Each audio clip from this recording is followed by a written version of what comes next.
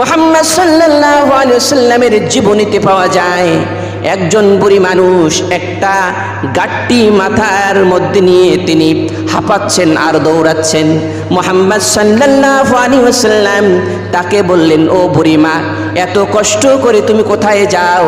কি হয়েছে তোমার, একটু আমাকে খুলে বলো।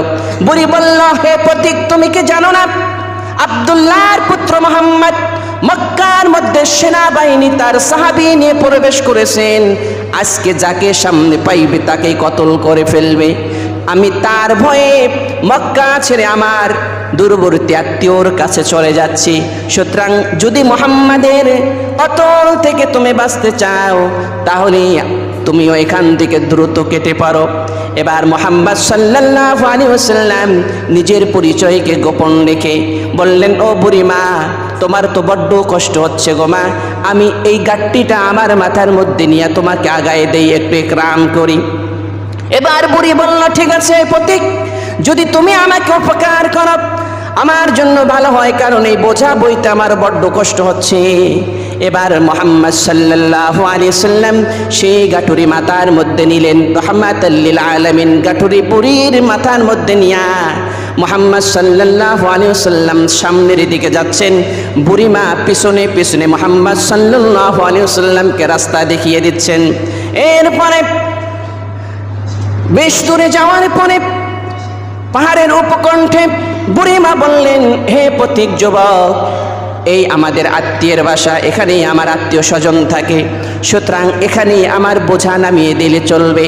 এবার বুড়িমা আওয়াজ দিলেন, তোমরা কে আছো, তাড়াতাড়ি জলদি করে আসো, আমার গাঠুরি আমার এই বোঝা তোমরা নিয়ে যাও। এবার বুড়িমার চিৎকার শুনে আত্মীয় স্বজন সবাই চলে আসলো। এসে দেখি, আহারে, যার ভয়ে মক্কা ছেড়ে এত দূর আমরা চলে আসলাম, এই বুড়ি দেখি সেই মুহাম্মদকে সাথে করে এ পর্যন্ত নিয়ে আসছে। আত্মীয়রা বলল, হে বুড়ি, তুমি কাকে নিয়ে আসছ? বলে, কি হয়েছে? তুমি যাকে নিয়ে আসছো তুমি কি তাকে চেনো? কয় না, চিনি না। আর সেই তো হচ্ছে আব্দুল্লাহর পুত্র মুহাম্মদ, যার ভয়ে আমরা মক্কা ছেড়ে চলে এসেছি, যে আমাদেরকে কতল করবে, হত্যা করবে, যার ভয়ে আমরা চলে এসেছি।